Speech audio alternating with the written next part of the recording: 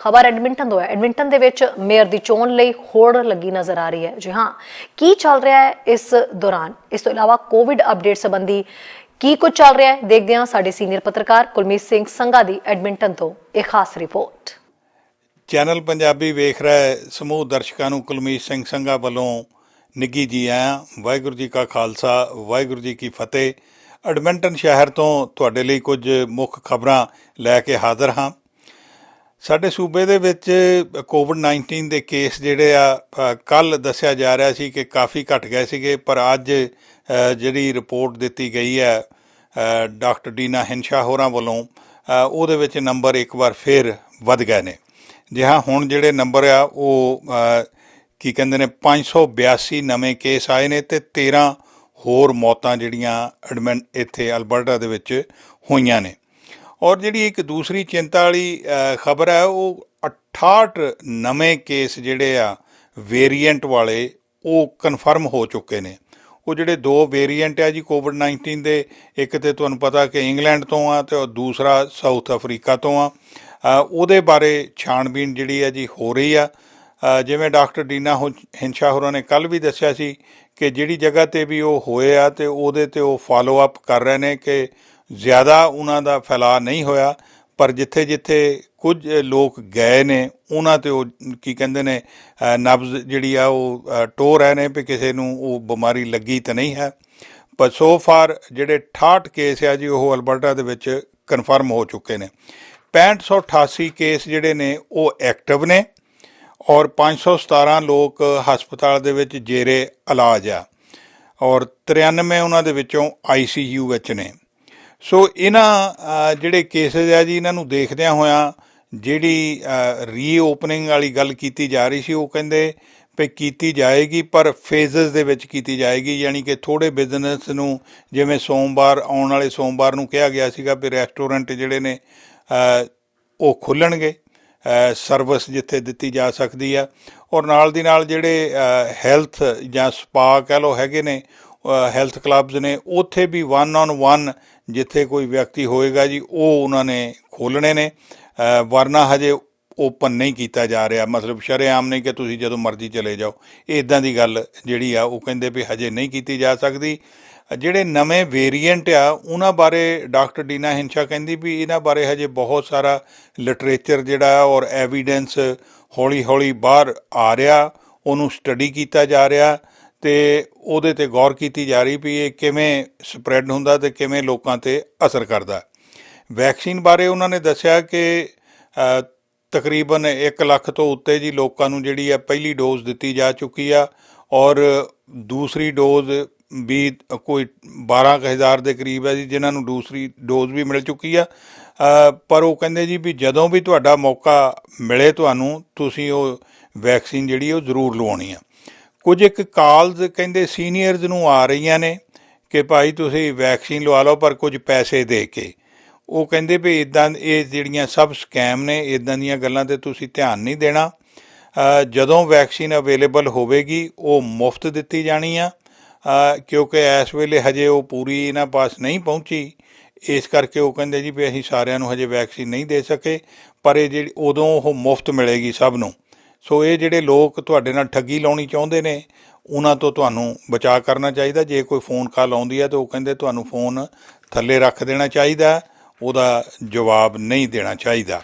ਔਰ ਦੂਸਰਾ ਜੀ, ਸਾਡੇ ਸ਼ਹਿਰ ਦੇ ਵਿੱਚ ਜਿਹੜੇ ਆਉਂਦੀਆਂ ਚੋਣਾਂ ਹੋਣੀਆਂ ਨੇ, ਮਿਊਨਿਸਪਲ ਚੋਣਾਂ, ਉਹਦੇ ਲਈ ਕੁਝ ਲੋਕ ਜਿਹੜੇ ਨੇ ਮੇਅਰ ਦੇ ਕੈਂਡੀਡੇਟ ਦੇ ਤੌਰ 'ਤੇ ਆਪਣੇ ਨਾਂ ਉਹਨਾਂ ਨੇ ਰਿੰਗ ਵਿੱਚ ਲੈ ਆਉਂਦੇ ਨੇ ਔਰ ਹਜੇ ਹੋਰ ਵੀ ਜਿਹੜੇ ਨੇ ਨਾਂ ਆਉਣ ਦੀ ਉਮੀਦ ਹੈਗੀ ਆ। ਜਿਹੜੇ ਸੋ ਫਾਰ ਨਾਂ ਆਏ ਨੇ ਉਹ ਮੈਂ ਸਾਂਝੇ ਕਰਨੇ ਚਾਹੁੰਦਾ। ਇੱਕ ਤਾਂ ਹੈ ਸ਼ੈਰਲ ਵਾਟਸਨ। ਉਹਨਾਂ ਦਾ ਹਾਲਾਂਕਿ ਕੋਈ ਪੋਲੀਟੀਕਲ ਐਕਸਪੀਰੀਅੰਸ ਕਹਿੰਦੇ ਨਹੀਂ ਹੈ ਕਿਸੇ ਇਸ ਤਰ੍ਹਾਂ ਦੀ ਪੋਜੀਸ਼ਨ ਦੇ ਵਿੱਚ, ਪਰ ਉਹ ਪੋਲਿਸੀ ਰੈਕਮੈਂਡੇਸ਼ਨਸ ਜ਼ਰੂਰ ਉਹਨਾਂ ਨੇ ਜੀ ਪ੍ਰੀਮੀਅਰ ਹੋਰਾਂ ਨੂੰ ਕੀਤੀਆਂ ਸੀਗੀਆਂ। ਜੀ ਹਾਂ, ਪ੍ਰੀਮੀਅਰ ਜੇਸਨ ਕੈਨੀ ਹੋਰਾਂ ਨੂੰ। ਸੋ ਇਹ ਹੀ ਉਹਨਾਂ ਦਾ ਤਜਰਬਾ ਹੈਗਾ, ਹੋਰ ਕੋਈ ਪੋਲੀਟੀਕਲ ਤਜਰਬਾ ਨਹੀਂ ਹੈ। ਅਤੇ ਦੂਸਰੇ ਹੈ ਜੀ ਮਾਈਕ ਨਿਕਲ ਹੋਰੀ। ਉਹ ਇੱਥੋਂ 3 ਵਾਰੀ ਕਾਉਂਸਲਰ ਬਣ ਚੁੱਕੇ ਨੇ ਵਾਰਡ 11 ਤੋਂ ਔਰ ਉਹਨਾਂ ਨੇ ਇੱਕ ਵਾਰੀ ਫਿਰ ਆਪਣਾ ਜਿੱਦਾਂ ਕਹਿੰਦੇ ਨੇ ਰਿੰਗ ਦੇ ਵਿੱਚ ਆਏ ਵੀ ਮੈਂ ਮੇਅਰ ਬਣਨਾ ਚਾਹੁੰਦਾ ਪਹਿਲਾਂ ਉਹ 2 ਵਾਰੀ ਕਿ 3 ਵਾਰੀ ਜੀ ਹਾਰ ਚੁੱਕੇ ਨੇ। 2 ਵਾਰੀ ਤਾਂ ਉਹ ਬਿਲ ਸਮਿਥ ਹੋਰਾਂ ਪਾਸੋਂ ਹਾਰੇ ਸੀ 1998 ਵਿੱਚ, ਔਰ ਫਿਰ 2001 ਦੇ ਵਿੱਚ ਵੀ ਉਹ ਇਹ ਮੇਅਰਲ ਰੇਸ ਜਿਹੜੀ ਸੀਗੀ ਹਾਰ ਗਏ ਸੀ। ਪਰ ਮਾਈਕ ਨਿਕਲ ਹੋਰੀ ਮਸ਼ਹੂਰ ਇਸ ਗੱਲ ਲਈ ਹੈ ਜੀ ਵੀ ਉਹ ਕਹਿੰਦੇ ਵੀ ਜਿਹੜਾ ਟੈਕਸ ਦੇ ਵਿੱਚ ਵਾਧਾ ਕੀਤਾ ਜਾਂਦਾ ਨਾ, ਉਹ ਨਹੀਂ ਹੋਣਾ ਚਾਹੀਦਾ।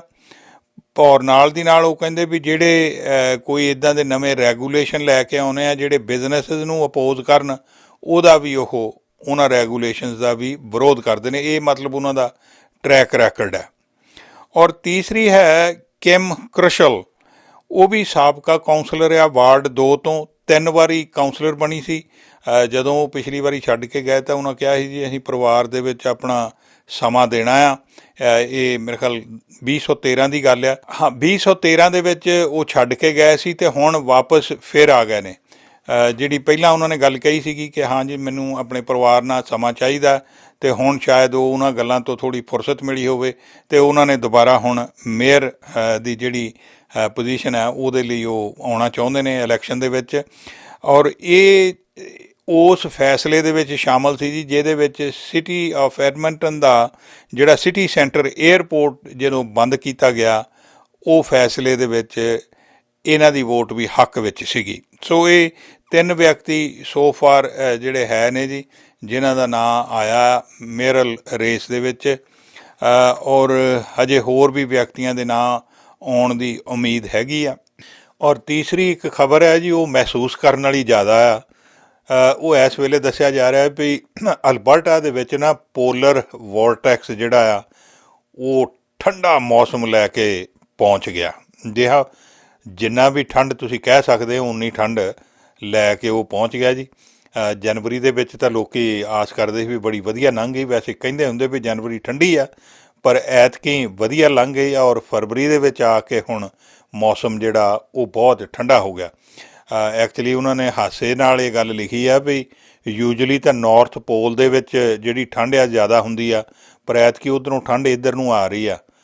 ਇਸ ਵੀਕਐਂਡ ਦੇ ਉੱਤੇ ਉਹ ਕਹਿੰਦੇ ਜੀ ਜੇ ਤੁਹਾਨੂੰ ਐਡਮਿੰਟਨ ਦੇ ਵਿੱਚ ਠੰਡ ਜ਼ਿਆਦਾ ਮਹਿਸੂਸ ਹੁੰਦੀ ਆ ਨਾ, ਤਾਂ ਤੁਸੀਂ ਨਾਰਥ ਪੋਲ ਨੂੰ ਚਲੇ ਜਾਓ, ਕਿਉਂਕਿ ਉੱਥੇ ਵਾਰਮਰ ਟੈਂਪਰੇਚਰ ਨੇ। ਉੱਥੇ -4 ਡਿਗਰੀ ਆ, ਅਤੇ ਐਡਮਿੰਟਨ ਸ਼ਹਿਰ ਦੇ ਵਿੱਚ ਕੱਲ੍ਹ ਨੂੰ -22 ਡਿਗਰੀ ਸੈਂਟੀਗ੍ਰੇਡ ਹੋਣਾ ਜੀ ਦਿਨ ਵੇਲੇ।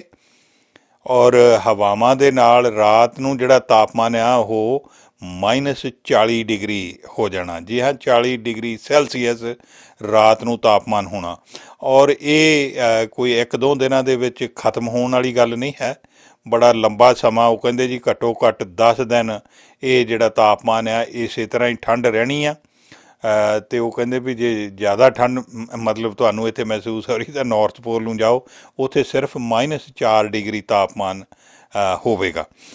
ਸੋ ਇਹ ਐਤਕੀ ਦਾ ਜਿਹੜਾ ਇਹ ਤਾਪਮਾਨ ਦੱਸ ਰਿਹਾ ਜੀ ਵੀ 20 ਡਿਗਰੀਜ਼ ਨਾ ਸੈਲਸੀਅਸ ਜਿਹੜਾ ਨੋਰਮਲ ਟੈਂਪਰੇਚਰ ਹੁੰਦਾ ਉਹਦੇ ਨਾਲੋਂ ਘੱਟ ਆ। ਇਹਦੀ ਕਿਸੇ ਨੇ ਆਸ ਨਹੀਂ ਸੀ ਕੀਤੀ ਵੀ ਇਸ ਤਰ੍ਹਾਂ ਦਾ ਹੋਵੇਗਾ, ਕਿਉਂਕਿ ਦਸੰਬਰ ਵੀ ਵਧੀਆ ਲੰਘਿਆ, ਜਨਵਰੀ ਵੀ ਵਧੀਆ ਲੰਘੀ ਸੀਗੀ, ਪਰ ਹੁਣ ਇਹ ਫਰਵਰੀ ਦੇ ਵਿੱਚ ਆ ਕੇ ਫਰਵਰੀ ਵੀ ਅਤੇ ਔਰ ਮਾਰਚ ਵੀ ਕਹਿ ਰਹੇ ਨੇ ਕਿ ਉਹ ਵੀ ਠੰਡੀ ਹੀ ਹੋਵੇਗੀ। ਸੋ ਇਹ ਹੈ ਜੀ ਮੌਸਮ ਦਾ ਹਾਲ। ਸੋ ਦੋਸਤੋ, ਅਲਬਰਟਾ ਦੇ ਵਿੱਚ ਰਹਿ ਰਹੇ ਹੋ, ਈਵਨ ਫੋਰਟ ਮੈਕਮਰੀ ਦੇ ਵਿੱਚ ਬਿਨਾਂ ਜਿਹੜਾ ਵਿੰਡ ਚਿਲ ਤੋਂ ਤਾਪਮਾਨ ਹੈ ਉਹ -40 ਡਿਗਰੀ ਹੋਣਾ। ਸੋ ਅਗਰ ਤੁਸੀਂ ਬਾਹਰ ਕਿਤੇ ਜਾਂਦੇ ਹੋ, ਸਕਿਨ ਬਹੁਤ ਛੇਤੀ ਨਾਲ ਫਰੀਜ਼ ਹੋ ਸਕਦੀ ਆ। ਪ੍ਰੋਪਰ ਕੱਪੜੇ ਪਾ ਕੇ ਬਾਹਰ ਜਾਣਾ, ਔਰ ਕੋਈ ਵੀ ਸਰੀਰ ਦਾ ਜਿਹੜਾ ਅੰਗ ਹੈ ਜੀ ਉਹ ਬਾਹਰੋਂ ਨੰਗਾ ਨਹੀਂ ਹੋਣਾ ਚਾਹੀਦਾ। ਕਿਤੇ ਫਰੋਸਟ ਬਾਈਟ ਜਿਹੜੀ ਆ ਉਹ ਰਾਈਟ ਵੇ ਹੋ ਸਕਦੀ ਆ। ਕੁਲਮੀਤ ਸਿੰਘ ਸੰਘਾ, ਚੈਨਲ ਪੰਜਾਬੀ ਲਈ, ਐਡਮੰਟਨ। ਸਾਡਾ ਹਰ ਇੱਕ ਪ੍ਰੋਗਰਾਮ ਵੇਖਣ ਤੇ ਸਾਡੇ ਨਾਲ ਜੁੜਨ ਲਈ ਸਬਸਕ੍ਰਾਈਬ ਕਰੋ ਚੈਨਲ ਪੰਜਾਬੀ ਤੇ ਨੋਟੀਫਿਕੇਸ਼ਨ ਲਈ ਬੈਲ ਆਈਕਨ ਵਾਲੇ ਬਟਨ ਤੇ ਕਲਿੱਕ ਕਰੋ।